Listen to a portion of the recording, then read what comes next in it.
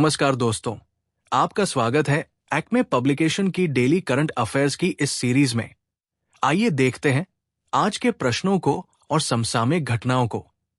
आज का पहला प्रश्न है, हाल ही में किस जोड़ी ने चिली ओपन जीता है? ए. जॉन स्मिथ और रॉबर्ट ब्राउन, बी. टॉमिस्लाव ब्रकिक और फ्रांको स्कोगोर, सी. ऋत्विक बोलिपल्ली और निकोलस बैरिएंटोस, डी.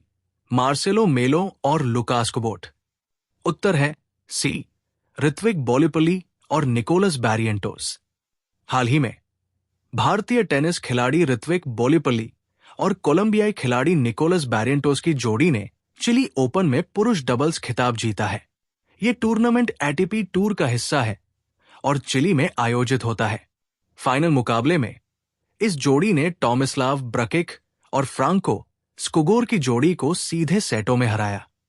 ये जीत ऋत्विक बोलिपल्ली के करियर का पहला एटीपी टूर खिताब है, जबकि निकोलस बैरिएंटोस के लिए ये दूसरा खिताब है।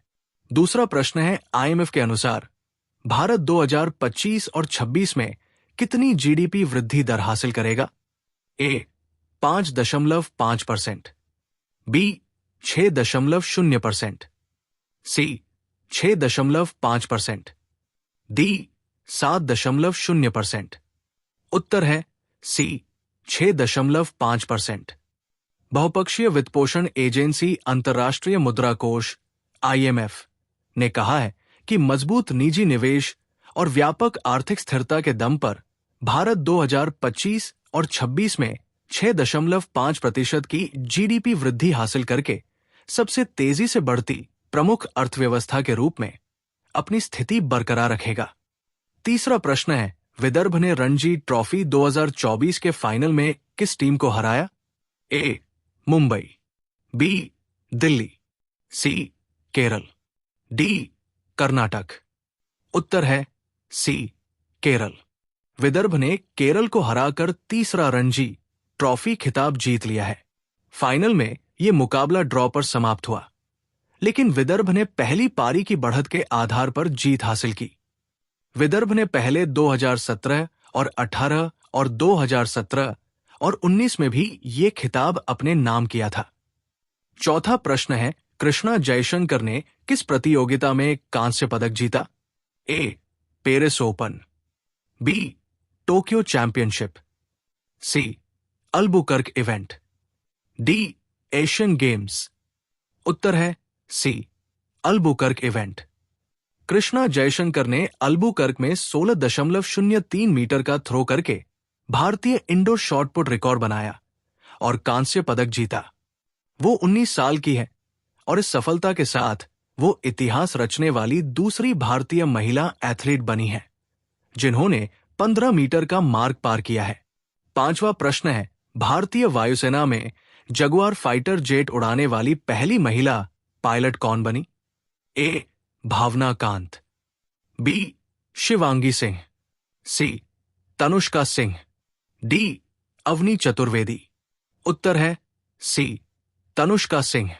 फ्लाइंग ऑफिसर तनुष्का सिंह ने जगुआर फाइटर जेट स्क्वाड्रन में स्थायी तैनाती पाने वाली पहली महिला पायलट बनने का गौरव हासिल किया है।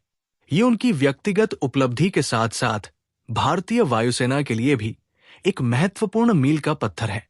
छठवां प्रश्न है, अमेरिकी राष्ट्रपति डोनाल्ड ट्रंप ने किस भाषा को संयुक्त राज्य अमेरिका की आधिकारिक भाषा घोषित किया है?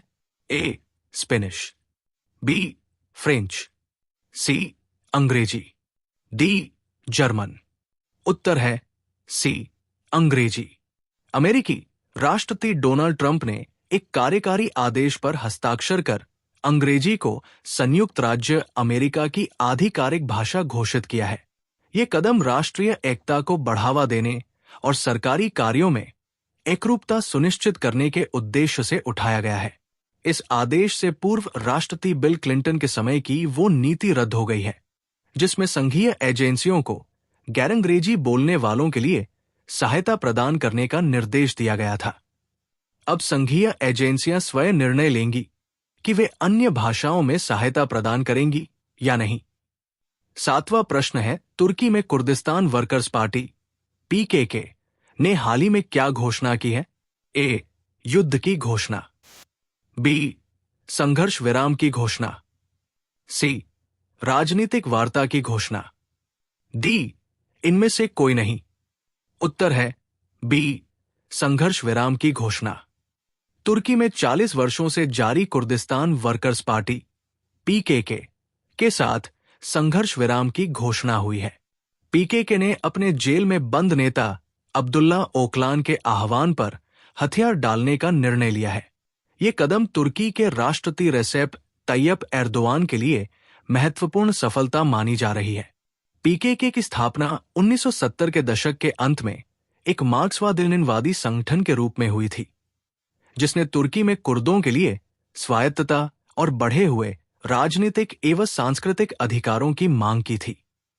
8वां प्रश्न है, 3 दशकों के बाद केप गिद्ध को किस देश के पूर्वी के प्रांत में देखा गया? A, Namibia. बी, दक्षिण Africa. C, Zimbabwe. D, Botswana. उत्तर है बी, दक्षिण अफ्रीका। 3 दशकों के बाद केप गिद्ध जिप्स कॉप्रोथेर्स को दक्षिण अफ्रीका के पूर्वी के प्रांत में देखा गया है। यह घटना संरक्षणवादियों के लिए एक महत्वपूर्ण उपलब्धि मानी जा रही है, क्योंकि केप गिद्ध संकटग्रस्त प्रजाति है, जिसे अंतर्राष्ट्रीय प्रकृति संरक्षण संघ IUCN ने लुप्तप्राय एंडेंजर्ड श्रेणी में रखा है। गिद्धों की यह प्रजाति मुख्य रूप से दक्षिणी अफ्रीका के पहाड़ी क्षेत्रों में पाई जाती है।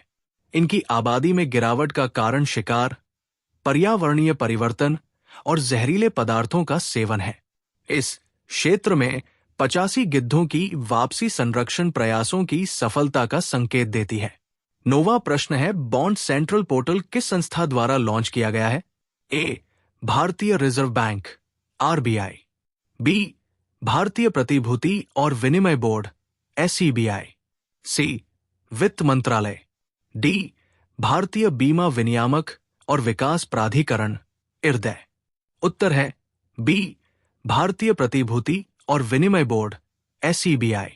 भारतीय प्रतिभूति और विनिमय बोर्ड SEBI ने बॉन्ड सेंट्रल नामक एक केंद्रीय डेटाबेस पोर्टल लॉन्च किया है। इसका उद्देश्य कॉर्पोरेट बॉन्ड से संबंधित जानकारी को अधिक पारदर्शी बनाना और निवेशकों के लिए डेटा की उपलब्धता को सरल बनाना है। इस पोर्टल पर बॉन्ड लिस्टिंग, कॉर्पोरेट बांडों की जानकारी, क्रेडिट रेटिंग्स, रिडेम्पशन और यील्ड से संबंधित डेटा का एकीकृत दृश्य प्रदान किया गया है। इससे निवेशक बाजार में उपलब्ध बॉन्ड्स की जानकारी आसानी से प्राप्त कर सकेंगे और उनके निवेश निर्णयों में सहायता मिलेगी। ये पहल भारतीय वित्तीय बाजार में पारदर्शिता और विश्वास बढ़ाने की दिशा में एक महत्वपूर्ण कदम है। 10वां प्रश्न है, एक्सरसाइज डेजर्ट हंट 2025 इंच का आयोजन किस स्थान पर किया गया? A, Jaisalmer. B, Jodhpur. C, Pokhran. D, Barmer. उत्तर है B, Jodhpur. Exercise Desert Hunt 2025 इंच भारतीय सशस्त्र बलों का एक 5 दिवसीय संयुक्त सैन्य अभ्यास है, जिसे जोधपुर में भारतीय वायुसेना मुख्यालय में पूरा किया गया। इस अभ्यास का उद्देश्य थल सेना, वायुसेना और नौसेना के बीच सामूहिक समन्वय को मजबूत करना और उनकी संयुक्त मारक क्षमता को बढ़ाना है। इसमें विभिन्न जटिल युद्ध रणनीतियों, सटीक हमलों और युद्धकालीन स्थितियों में इंटरऑपरेबिलिटी यानी तीनों सेनाओं के बीच तालमेल का अभ्यास किया गया।